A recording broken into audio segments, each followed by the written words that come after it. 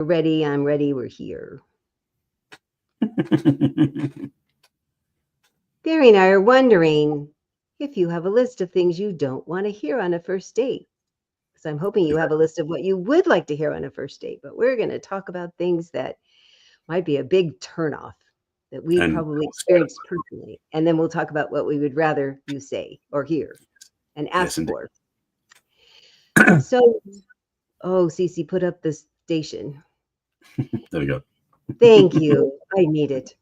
Welcome to the newsstreamingnetwork.com, WGSN-DB Going Solo Network, radio, TV, and podcast, #1 internet singles talk network. And this is Let's Talk Dating with Christine and Barry. Hi, Barry.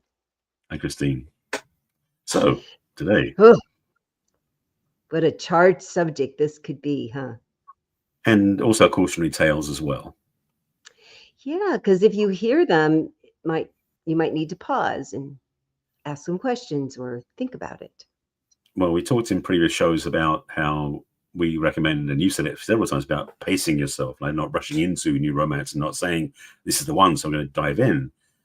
These could be the red flags that you need to see clearly so you don't rush it. In fact, they make a different turn. So as much as we say what you don't want to hear on a first date, it may be better to hear it in a first date than in 3 and 4 months into the relationship. Sure. Yeah, I was having that discussion today with somebody about how the odds that something will come up in 2 months that you couldn't have found out previously is very slim. It's not impossible. It's very slim. Because usually when it comes up, you're like, oh, yeah, I was kind of nervous about asking that question, or I would never have asked that question, or I didn't want to hear what the answer might be, or I didn't want to answer that question, so I wasn't going to ask it. Yeah, it's too fired up. It's too hot. It's too tender. But oh my gosh, that's what happens in 2 months, that then that thing will come up. So yeah, this is certainly part of it. There's also the, I think for some of the ones we talk about today, some are going to have exceptions to the rule because there'll be things where you say you don't hear that first date yet. In certain circumstances, maybe it is okay to hear that as well. So what we're saying is it's not black and white. There's room to grow on these. Well, and what's interesting too is one person's political views might not fit you, would fit the next person. One person's upbringing might not fit you, but it'd fit another person. So to think about, they're not wrong for what they say. They just might be right for you. And to be open to asking more questions about, I need to know more about that, or right, I don't completely understand, or would you define this word for me? So that's a lot of what we can certainly talk about today, because that's where the big misunderstandings come from. That is one of the challenges when we sometimes hear something and we don't necessarily hear what was said, or we don't interpret what was said the right way for us. And then we paint it with our own brush, and then we'd be in a whole bunch of trouble because we didn't actually hear them accurately. And what they were saying was one thing. We heard something totally separate and different. And one of the things that I've learned from our lovely Miss Allison Armstrong, and also learned from John Gray, is often how differently men and women process what they think and what they say. That my understanding about you lovely Y chromosomes is that you generally, most really high percentage, you think it out and then you say it. You like being precise with your words. You like telling your truth. So you've thought out and you're clear about what you say, and you're very confirmed about what you say. Where generally for us women, we talk to think about what we say. How did that sound? How did it feel in my body when I said it? What did the other person react? Oh yeah, I heard those words, but that's not really what I meant. I really mean this. So there you could have this whole huge misunderstanding where you're listening for the truth and we keep hopping around, and you've heard us say this, but now we're saying this, and what do we really mean, and what's really the truth? So boy, just from there, from our first communication, even if we haven't gotten to a date, things can go haywire. Oh, absolutely. And there's also the all the projection stuff that happens as well. We basically start putting onto the other person what we think they should do, or what they think we shouldn't do, and then we end up becoming very critical of that. And yes, we are going to probably expand beyond the first date only experience, because we've already covered different areas as well. But there are there are some things we'll talk about on the first dates, because there's really sort of categories of things you talk about in the first date that you maybe shouldn't do, or you don't want to hear about because they may be too, as you said, almost like too provocative or too like in your face. You don't want to hear them. So we have some stuff to talk about today. A lot. So the one thing I'm going to talk about before the first date is, one of the things that I do is I use my Google Voice number so that I can talk to them without sharing my personal number. And I meet them out in the world the first time. And if they ask questions about either of those, I'm happy to explain it. But if they complain or say I'm being too sensitive and why wouldn't I change my mind, and they get all huffy about it, we won't even be meeting a first time. So that's definitely what I don't want to hear, pushback, when I have said this is important to me and this is what will make me feel comfortable meeting you, and they aren't fine with it. In fact, I would underscore that by saying that if you meet somebody in the first date and they've been the whole time complaining about life, about their ex, about their life, maybe a good sign you want to say, you know what, nice to meet you, but I'm out. So that's something, again, you don't want to hear. But again, better hear it on the first date than 3 months in. And so so the complaining thing is definitely one of those things on the no thank you list. Yeah, generally, people that are divorced, I generally don't ask about their past relationships at the first meeting. It's just me. Some people want to hear right away. If you want to hear, then ask. I prefer getting to know more about them as a person, who they are today, and then I do want to hear about their journey in the past. With widowed people, often it feels like there's another person sitting at the table, or maybe two if you're widowed. So it's kind of nice to say, how long were you married and how long have they been gone? And, do you want to talk about how they died and how are you doing now with that? That feels very comfortable and caring, and we can answer whatever level we want. Mm-hmm. And for people that aren't widowed, I suggest that you think about ahead of time if you want to talk about your hard divorce or your last hard breakup on the first meeting. It's not pleasant for me. No, and the thing is, what happens is when your date starts expressing all that negative or unhealed or painful stuff, it almost like puts responsibility on your shoulders, thinking you've got somehow to fix it or make it better, which is not your job anyway. But it becomes a pressure point that becomes very uncomfortable, because you're sitting there on the first date with somebody and they're in their emotional quagmire, if you want a fancy word. I like it. And so there's this definite what's what I'm looking for? There's definite hooks in there to sort of get you to pull you in to sort of get you involved in their upset and their distress. So it's okay. In fact, sometimes it's clean if your person you're on a date with, the first date with, starts to get into upset and distress, not to try and fix them, not to jump in with them, and even to say, you know what, I understand you're still limited this. It's probably a good thing we're not going to, it's like, I need to walk away because I don't think it's a good thing for us to progress because you've got too much stuff to heal still. Here's a card about my therapist, go see them. So coach, that sort of thing. Because it's tempting, and this is for me personally, because being in this business, it's tempting to step in sometimes. Is I've got to be clear that when I'm out on date with somebody, I'm not their coach. I'm their possible date. And if it feels like I've got to move into coach mode, is when I say, you know what, I need to walk away. So yeah, somebody who needs a coach or a therapist in a really big way, we personally don't like hearing that on a first date. No. And if they do want to bring up their past relationships and they have negative words about it, since they did bring it up, I will ask them, and what did you learn? What did you learn about yourself? What did you hear that you learned that they thought about the relationship? And if is only about the other person and how screwed up they are, and they don't understand anything about what they did wrong, I would really not like to hear that on whenever that conversation comes up. That it always takes two people, no matter what has happened in the relationship. It takes two people to make it work, and it takes two people to end it, however that happens. So I don't want to hear it's all about the other person. Right. In fact, this is something that I want to just tease out a little bit, because one of the things that is clear, and this is, I don't think it's true for everybody necessarily, but definitely it's true for me, is going to go on a date with somebody. I want somebody has been on their own path, has been on some journey of growth and work. And so they learn certain things. And one of the biggest giveaways for me, and it's so simple and not such a big deal, but it's so critical for me, is when the person I'm talking to is always using you language, second person language versus me. So instead of saying, I feel this, like when you do this and when you do that, it's like, you don't know me. How do you know I do that? You know, that overlay of assumption is just, it's mucky and it's not healthy. So that sort of language is a giveaway, frankly, that let's just say, that it's a telltale sign that I don't need to be there. Yeah. So you've now brought up another point about, I don't like when people make assumptions and don't ask.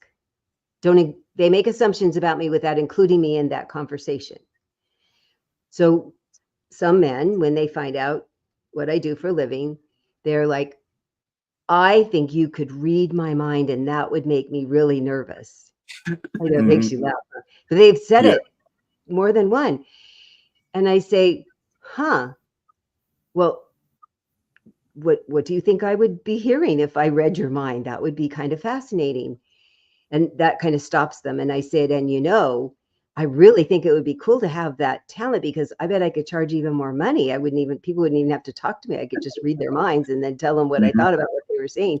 And sometimes they'll laugh at, how they really were being kind of silly. And I don't back up initially when they say it, because, okay, that if you don't really know, you don't know. And are you willing to learn? Are you interested in learning? I'd much rather them say, wow, I'm kind of nervous because can you read people's minds? Don't just assume. And they also say, and I really think you're going to be really critical and you're going to have this big checklist, whether it's in your head or on the table. And I say, so would you like to hear the kind of things I'm looking for? Because I actually do have things I'm looking for. I'd be happy to tell you. So I see if I can turn them around. If I can't turn them around, if they just stay nervous, I need somebody that's way more secure and masculine than that, for sure. That's a really good telltale thing for me. Yeah, exactly. And what I'm emphasizing, and Barry, is too, that you're not just listening, you're not just asking a question and you're not listening just to the answer. You're listening to the tone. You're listening to the words around it. You're listening to how they have experienced this in their life. Are they upset about it? Are they still working through the upset? Do they think, oh, that's interesting. I want to learn more about that. So I'm always listening to behind the scenes when people are answering. In that same vein, I have definitely had the experience of being asked, how come I've been single so long? Because I'm in this business. So again, assumptions are made because I do this work, therefore I should be in constant relationship, which I haven't been. And so the assumptive piece you talk about is so clearly one of the biggest frustrations in a way to be on the receiving end of that, because I don't think anybody wants to be having assumptions bad about them, but I certainly won't put up with it. And obviously you won't either. So to have the awareness of what's happening and the choice to move something differently. So yes, to say, maybe you want to ask that differently, instead of making an assumption about it, to actually put it into a question, because then I can answer you. Yeah. If you're going to assume things about me, I don't need to be here. And I may be that blunt with them to say that, because that's not cool to be assume things about me without asking first. So if you have a conversation and a dialogue and ask questions, get answers, then great. But if you want to make assumptions, I'm out. So how would you rather somebody ask you that question, Barry? Because it will come up. What would you like them to say instead? I'm curious to know why you've been single that long. That's a very easy question and a very easy answer for me. And I appreciate it because they ask the question, they want to know the answer, which is great.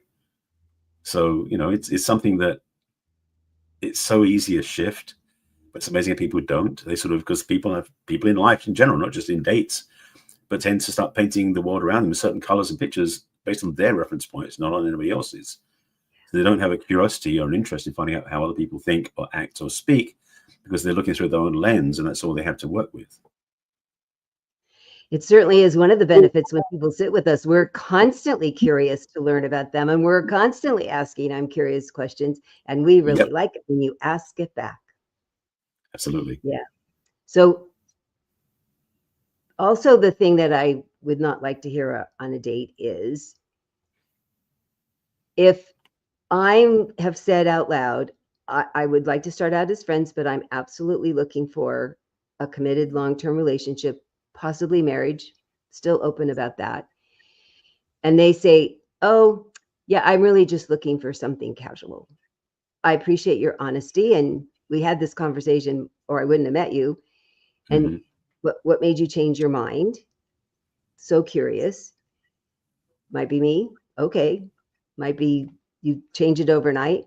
Maybe you thought it sounded good to say it the other way. But I need to hear that we're moving in the same direction.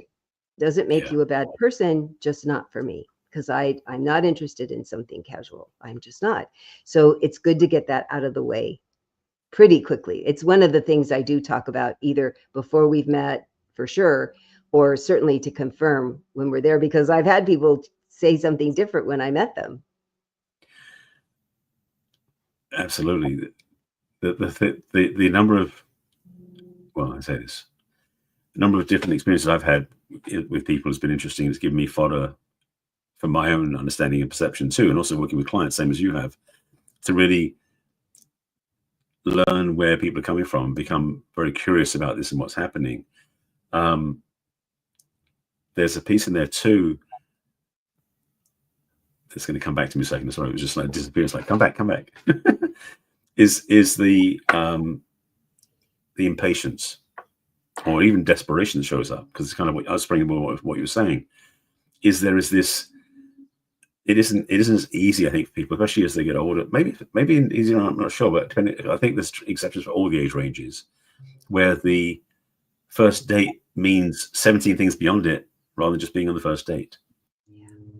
And I know I've had it come up for myself a couple of times, but I also get clearly that I have to be patient enough, and there's what I know you talk about in your own way of teaching as well, to take it one step at a time, so to speak, and not to rush things, because there is such a frustration sometimes with being rushed ahead, because as we said before at the beginning about better to know up front than you do 3 months in. Well, if you try to rush the date 3 months ahead, you won't have a chance to learn what may not be working for you right up front. So patience and pacing are good things to keep in mind when you're on dates. And if you aren't willing to have that, you aren't willing to ask or share that you want to take your time to get to know somebody and be willing to explore the possibility of a long-term relationship, that's something I don't want to hear on the first date. Because you and I both heard all the people who say, I really want to be in a relationship and I really don't want to date. They just want to rush in. And the other thing that I've heard and prefer not to is big future plans. Well, gosh, I'm going to be doing this 6 months from now. Would you like to come? I have no idea. Let's see if we like each other enough to go again on another meeting, and that maybe a third one. That's something I would enjoy. Thank you. I appreciate that you paid attention. It's something I like, but I don't know. I really don't know. And some people are so flattered. Oh my gosh, they're thinking 6 months in advance. That must mean they're really serious. But how could they be really serious about you if you don't, if you've only, even if you've talked some on the phone? How do you really know? How do you really know? So I'm fine with, would you like to do something next week? Or I have a couple things in a row I'd like to talk to you about. I'm fine with that. But the 6 month ahead makes me back up. Yeah, that's so good. Do you want to do a quick mid? Yeah.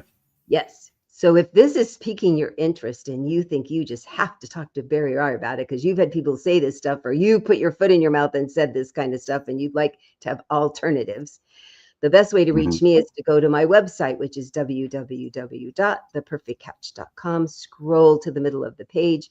You'll see a What's Holding You Back from Love questionnaire. Click on that. There's 10 brief questions to answer, and then you have access to my online calendar, and you can schedule a complimentary conversation with me. And then you also can send me a direct email at Christine@theperfectcouch.com.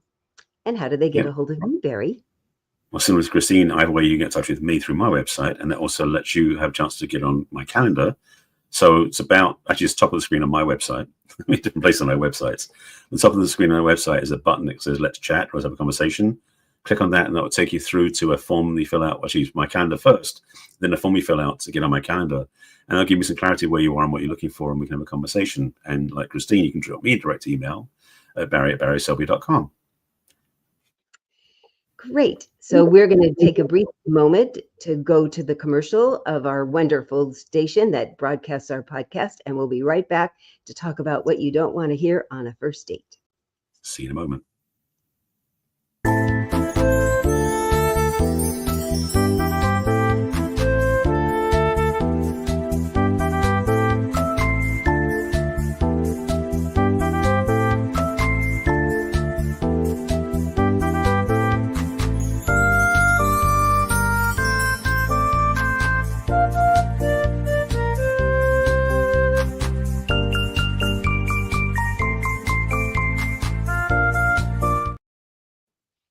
Hi there. This is Let's Talk Dating with Christine and Barry.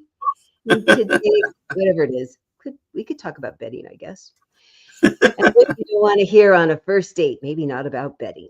Unless you're into gambling, that would be fun. Maybe, or maybe not. So we are telling you things that you don't want to hear and you don't want to say. And, you know, I prompted Barry earlier because I knew you'd have a great answer about what would you like them to say instead, and how would you get somebody to say that, and what answers do you have in the heat of the moment, especially people that are kind of new to dating. They don't know what to say, period, and they don't know what to say in response when somebody says something. So we could certainly give you some comebacks because we've used them our own self and taught our clients as well, right? Indeed, yeah. No, one of the things as simple is get curious. We talked about this in the first half of the show. Is the reality is if you're on a date with somebody, there's pretty much guarantees that what you've spoken about so far, whether it is through texting, through the app, or you've been on the phone with them before you've met, that's just the tip of the iceberg. So there are so many things you can ask about, even if it's just unfocused questions on, tell me more about yourself. You know, what are your hobbies? What do you love doing? Rather than saying, you know, what are you going to do tomorrow about this, that, and the other, whatever it is. So it is key because most of the stuff on the dating apps is very limited informationally speaking. If you're on a first date, we can already start checking the boxes of what matches, what doesn't match. So things like political views, religion, spirituality, things like that will be on there, probably on the dating profile. If not, definitely confirm those on the first date, because you may hear things. You may hear things that you don't want to know about, like the fact they have very strict political views that don't match yours at all. In which case, you didn't know about that before. Now you do. Walk away. So there are certain data points that you want to know, and it's interesting you talked earlier about the feminine, masculine. We are much more data point connected. You're more feeling, tone, and energetically connected. So in terms of finding compatibility, we're more about getting to know the whole picture, more data driven. You want the whole picture, how it feels, generally speaking. So there's a little different flavor in how men and women ask questions, approach each other, and respond to each other too. So it's good to know that going in. So when you get responses, you can interpret them through your own filter system, so to speak. Yeah, because I know you guys, even if it's not externally, you internally roll your eyes with like, why are all these details? Why is she telling me all these details? Why do I need all these details? She's talking about people I will never meet and I don't even know and I don't even care about. But that may not be things you want to walk away from. It may just be things you'll put up with because you know there's more to it than that. Just saying. Yes. Oh, goodness. Yes. There's so much benefit to at least the first time out tolerating it, putting the pressure down of, I really want to give an answer and I really want to jump in and I wanted to get her. Can't you just get to the point? To as much as you can relax into, she's sharing her life. Oh, she's must be comfortable that I tell men, do this in your head. She's comfortable talking to me. Oh, she seems really enthusiastic about that. I could ask more about that. Oh, she went out with friends and I don't understand all the things that they did, but they did this. Oh, and what did you enjoy about that thing? Because we like being asked questions like that. So if you could raise yourself above the muck and the mire of all the details, because it is something that's really hard on you guys. I get it. And since we're going to do it a lot anyway, not every one of us, but I certainly do that. I like using lots of words. So this is how you can tolerate it better and see in the middle of all that, is there something that is interesting about her? Oh, yeah, I could ask more about that. And I didn't even know about that. I could learn more about that. Or it turns out we have that in common now that I've, heard through the thing. And the guy that wants to talk a lot about himself, because he wants to impress you. So if you know it's just because he wants to impress you, you're not even, hopefully not externally rolling your eyes, but we women at least internally do, to go, oh, the reason he's doing that is because he wants me to hear what a good guy is. So let me see if I think some of those things are good, that he's good at saving, he thinks about it before he buys his toys, you know, he went on this great vacation, so that I could ask him more about the thing rather than, oh my God, he's just talking about himself and bragging. So this is a different way to look at the stuff that people say that you think you don't want to hear on a first date. Oh yeah, it is interesting in some ways. Being on a first date can be like you're building a paint by numbers picture or like a jigsaw puzzle. That's a great way. Well, because in a way, what you're doing is you're getting to know somebody, and it's a blank slate. So you're slowly but surely filling in the different dots and spaces with color. So, oh, so they believe this. Okay, that color goes there. That color's there. And by the time you finish, you've got a picture that is in front of you now, and you go, I love this picture, or I don't want this picture. And it's kind of the way it works in a way. And I'm a visual person, so I see it that way. But the idea being is that you are, for us men, particularly on dates, we're collecting data. We're collecting numbers and facts and information. That's what we function that way. And so we're sort of building the column, which one is the positive, which one's the negative column, which feel up most. For women, I would say it's almost like they've got to get reassurances on a feeling level to see this fits, that doesn't fit. You know, one of the things I learned from long ago, and Aston talks about this too, is that one of women's highest values from a man is to feel safe. That she wants to feel she can trust him and feel safe. So if he's not being rock steady with you, he's not being consciously questioning and curious, if he's all over the place, he's not going to be trustable. Yeah. So it's going to make it harder if you don't want to be around him. And for men, being a woman who is, well, one way putting it, so self-centric, she's not even offering anything back, can be challenging too, because the reality is for men, what they want from women, in ways to be cherished by her. And these are not what you do on the first date necessarily, but the hints will be there, symptoms will be there, so you'll know that that's within their skill set, that's within their ability. They're just not, we're on a first date, just like handshake, getting to know each other type thing. We're not fully into the whole conversation yet. I love how you put all of that. Well, thank you. It makes sense, because I'm such a visual person, and you painted literally such a really good picture about. Because I was thinking, when I go to my brother and sister-in-law's a couple times a year, we love doing jigsaws, and my sister-in-law are the perfect pair because I like doing the outline and she likes doing all the sub things in the middle. Yeah. And so we have conversations the same way, where I want the framework and she wants to dive into the meat of it. And so to think about the person that you're talking to, that you're both trying to complete this picture, and how you might be coming at it in a really different way. And what is the missing piece? You know, what is the missing piece I need for the frame, and what's the missing piece they need for the subsection? So if you think, who am I and how do I like conversing, and what kind of things do I like somebody asking me, and how do I find out stuff? And then you use those conscious tools. And then, you know, I'm a big person that I've lately been saying, may I teach you something about me? I'd love to tell you something about me. That what I like in a conversation is blah, blah. Lately I've been saying, I really like being asked questions. I've decided I really don't just ask me to tell you about me. It doesn't work as well. I'd much rather you ask me questions. And so that's been really fun to see what they'll come up with. And then I'm happy to ask them questions too. So if you think of what is it you want to accomplish the first time, that you're going to learn about you and you're going to learn about them, and you're going to see, do you want to see them another time? Then you'll come with a plan. You'll come with an outline in your head of, I need to at least find out these 3 things, specific things that I want to hear about them. And then how do I feel sitting there? Did the conversation flow?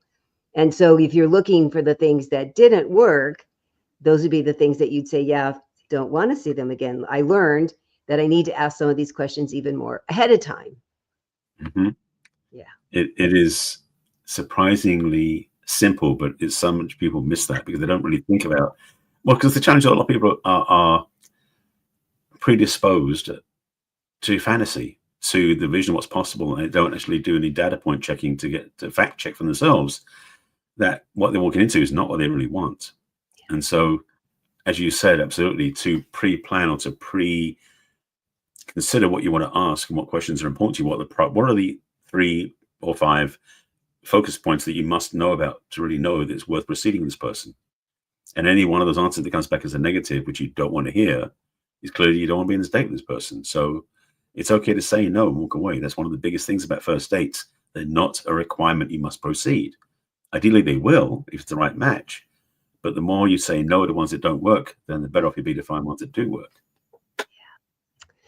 So I was thinking back about one of the dreaded things that my clients don't like hearing is, I didn't feel a connection. It makes everybody feel sad, especially if you did and they didn't. I'll say, because I've had that happen to me a few times, and if I did feel a connection, yes, it'd be sad. But if I did feel a connection, it'll be relief, frankly. But it certainly, I'm pleased when it happens with both people who feel the same way about whichever it is, the connection or not. And it's hard when it's not the same, that one person feels that way and the other person doesn't. And so, yeah, you would probably prefer not to hear that if you're the person that felt a connection. And oh, well, how nice that they're being honest, that they aren't going to lead you on. And depending on your attitude, they might actually tell you why, because everybody thinks they want to know why. And I've certainly experienced more women telling me that they argued when the guy said why, that he didn't feel a connection because they didn't agree with him.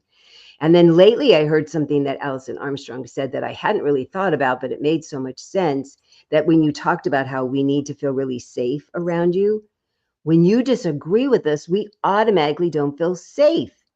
Isn't that wild? Just because you disagree with our opinion. It made so much sense to me. Absolutely. It is such a key thing, because because agreement is automatic safety. Agreement is automatic trust, because there's a commonality. And so when that is disrupted, the trust disappears. And so there's no safety there. So absolutely can be that way. Yeah, I totally get that. Yeah. I think it's not something it was like, oh, of course I believe that, but I hadn't really put those very specific words to it, where I just go, oh, yeah, that's a big light bulb over my head. So to not take it personally when he doesn't agree with you, especially if you're just on a first date. Your safety is not dependent on him. If you're in a public place and it's the daytime, your safety generally is not going to be dependent on him. And if you do feel nervous, then please get somebody to escort you to your car.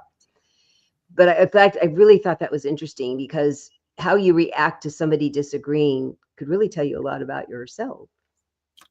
Yes, indeed. I mean, that's the other part, is that, well, I can say this because this hit another moment. Being on a date and having the other person tell me what's wrong with me, that's happened before. I don't like that. Yeah, and I mean, I look back now and I laugh at it. I talk about it in my interview sometimes about this experience I had, because clearly she was so unwilling to look at herself, she decided to project all over me and label me and all these other things. Now, had I been less mature and conscious, I would not want to hear that in the first date, absolutely, because it's like, to be told what's wrong with me, it's like, you don't even know me. So having self-awareness enough to know that that sort of stuff isn't mine, it's theirs, they're throwing at me, means I can be clean about it and still walk away.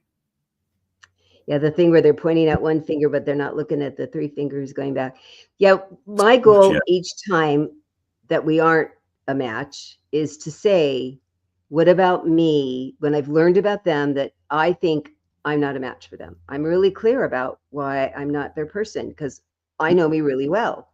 You say this about what you're looking for and who you are. And because I lived with me for a really long time, I can say, I'm not that. You're lovely, but I'm not that. And that wouldn't work for either one of us. If you really need this and I'm not that.